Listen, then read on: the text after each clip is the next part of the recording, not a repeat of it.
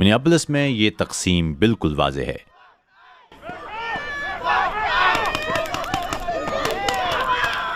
ایک طرف انتہائی برہم مظاہرین اور دوسری طرف وفاقی اہلکار جنہیں ٹرمپ انتظامیہ نے تعینات کیا ہے۔ ٹرمپ انتظامیہ اسے اب تک کی سب سے بڑی وفاقی امیگریشن انفورسمنٹ کارروائی قرار دے رہی ہے۔ ایسی ہی ایک کارروائی کے دوران ایک آئس افسر نے مبینہ طور پر 37 سالہ امریکی شہری رینی نیکول گڈ کو گولی مار کر ہلاک کر دیا۔ مقامی لوگوں نے جائے واقعہ کے قریب ان کی یاد میں پھول نچھاور کیے۔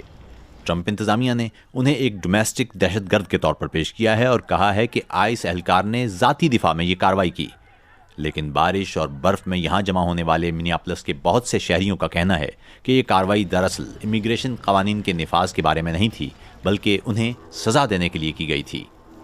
I believe this is retribution and petty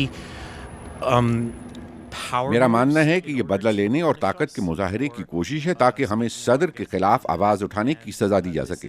جو ہوا وہ کوئی حادثہ نہیں ہے۔ مجھے یقین ہے کہ یہی نتیجہ پہلے سے مقصود تھا۔ میں اس لیے یہاں ہوں کیونکہ جو لوگ کل یہاں تھے وہ آج یہاں آ کر بات نہیں کر سکتے، ان کی آوازیں چھین لی گئی ہیں، اس لیے مجھے ان کی طرف سے بولنا ہے۔ So I have to say it for them because their voices were taken.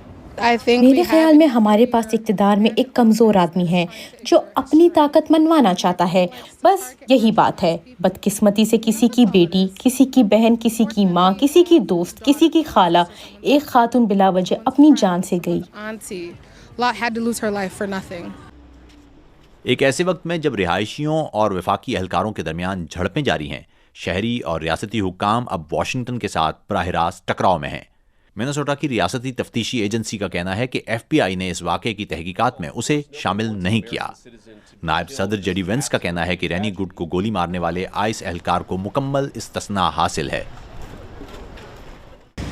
I think the city will do its best.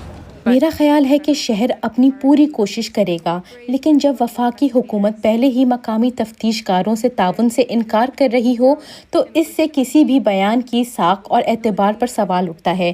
مجھے نہیں لگتا کہ ذمہ دار کو اس طرح انصاف کا سامنا کرنا پڑے گا جیسے ہونا چاہیے۔ In the way he deserves. یہ پہلا موقع نہیں کہ منیاپولس قانون نافذ کرنے والے اداروں اور ریاستی طاقت کے استعمال کی بنا پر قومی بحث کا مرکز بنا ہو۔ تاہم یہاں موجود ہر شخص وفاقی اہلکاروں کی بڑھتی ہوئی موجودگی پر تنقید نہیں کرتا۔ ہمیں اپنے امیگریشن قوانین نافذ کرنے کا حق حاصل ہے۔ ہر ملک ایسا کرتا ہے۔ حقیقت یہ ہے کہ وفاقی حکومت کے یہ اہلکار یہاں اس لیے آئے ہیں کہ ریاست ایسا کرنے سے انکار کر رہی ہے، اور جب وہ یہاں پہنچے تو ریاستی گورنر ٹم والز اور اس شہر کے میئر نے لوگوں کو انہیں روکنے پر اکسایا، حتیٰ کہ بعض مواقع پر سڑکوں پر ان پر حملے بھی ہوئے، جیسا کہ ہم نے دیکھا۔ پھر اسی کے نتیجے میں ایک سانحہ پیش آیا۔ یہ ناقابل قبول ہے۔ ہمیں ان افراد کی حمایت کرنی چاہیے۔ دوسری جانب گورنر ٹم والز نے جمعے کے دن کو یوم یکجہتی قرار دیا ہے اور مینیسوٹا کے باشندوں اور تمام امریکیوں سے اپیل کی ہے کہ وہ رینی نیکول گڈ کی یاد میں 1 منٹ کی خاموشی اختیار کریں۔ تاہم کہا جا رہا ہے کہ خاموشی کے لمحے میں بھی ممکنہ طور پر احتجاجی مظاہرے اور شہر سے آئس اہلکاروں کے انخلاء کے مطالبات شاید مدھم نہ پڑیں۔